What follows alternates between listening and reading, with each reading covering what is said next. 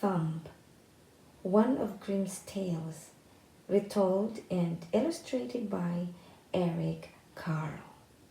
Tom Thumb, a poor woodcutter, sat by the fire one evening, while his wife sat across from him spinning. He said, "What a sad thing it is that we have no children. We live too quietly. A child would cheer us up." "Yes," said his wife, "I'd even be glad of one the size of my thumb."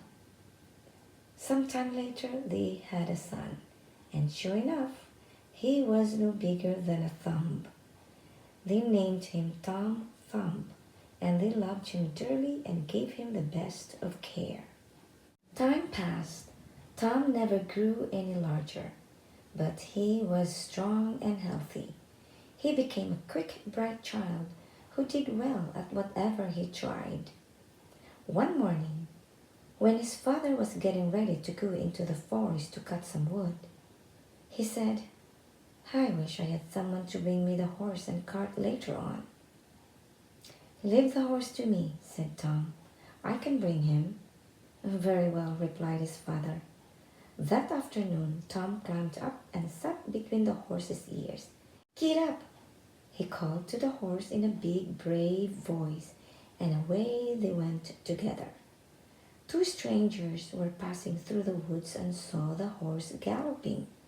They heard Tom calling to it to turn right or left, but there was no one to be seen. "That's very strange," they said. "Let's follow the cart and see what happens when it stops." Soon the men came to the spot where Tom's father was waiting, and they hid behind a tree. "Here I am, father," Tom called. "Didn't I drive the horse well?" "Yes, you're a fine boy," said the woodcutter, as he lifted Tom to his shoulder. "We could make a fortune with the odd little fellow," said one of the men. "If we showed him in the towns for money, people would pay to see him. Let's buy him." "Hey there," said to the woodcutter. "Here's a fine piece of gold. Sell us the boy. We'll take good care of him." "No," said the woodcutter. "He is all my wife and I have, and we love him with all our hearts." But Tom whispered in his father's ear, "Take the gold and don't worry about me. I'll be home before you know it." "Well, all right then," said the woodcutter, and he took the gold.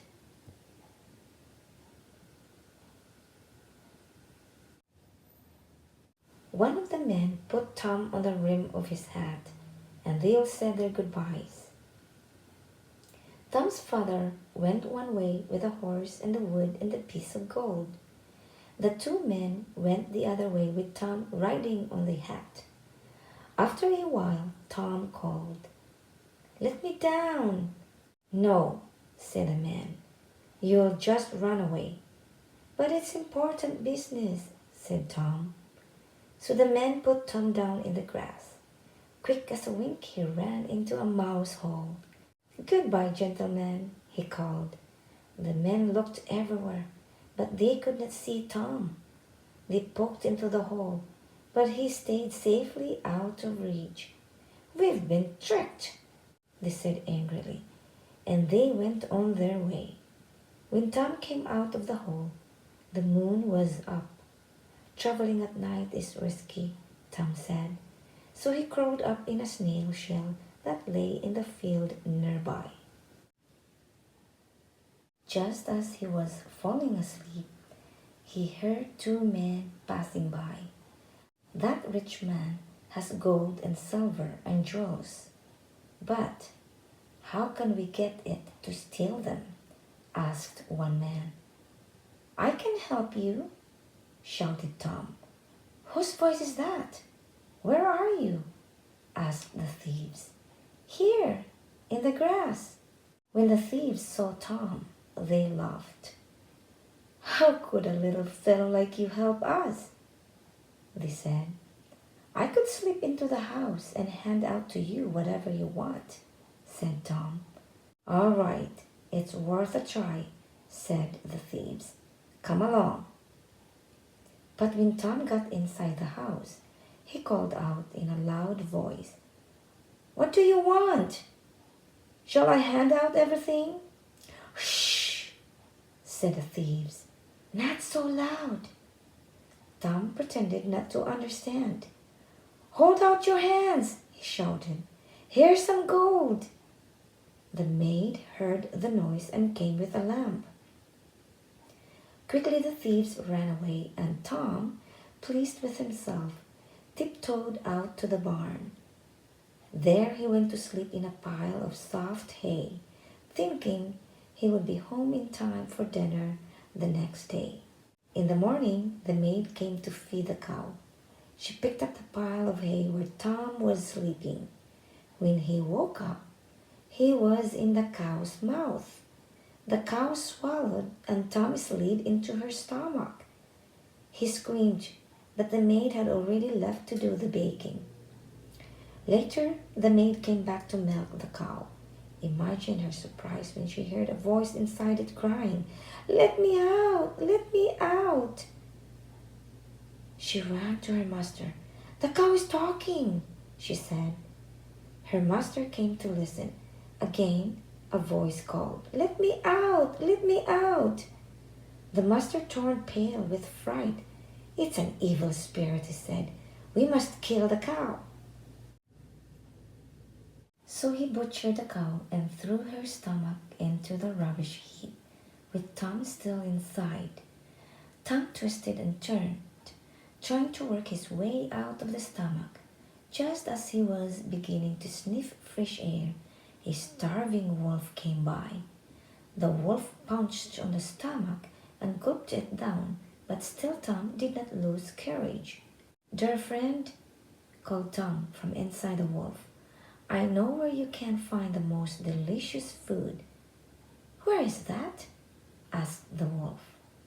"The woodcutter's house," said Tom. "I'll tell you how to get there." When they came to the house, Tom said, "Go to the narrow window in the back and force yourself through. That's where the pantry is." The wolf pushed his way through the narrow window and ate until he was stuffed full. But when he tried to leave, his stomach had grown so big and fat he could not get out.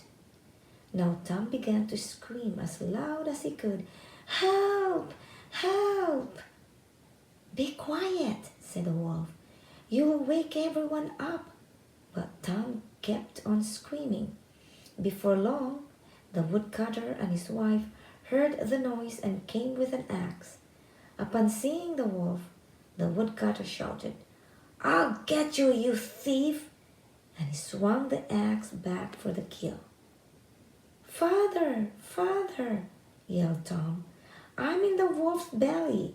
"Don't worry, I won't hurt you," the woodcutter replied, and he struck the wolf dead with one blow on its head. Then he cut the wolf open and took Tom out. "Thank heaven you're back," he said. "Where on earth have you been?" "I've been inside a mouse hole, a snail shell, a cow's stomach, and a wolf's belly, and now I'll stay right here with you. And we will never give you away again for all the gold in the world," said his parents as they hugged and kissed their child. The end.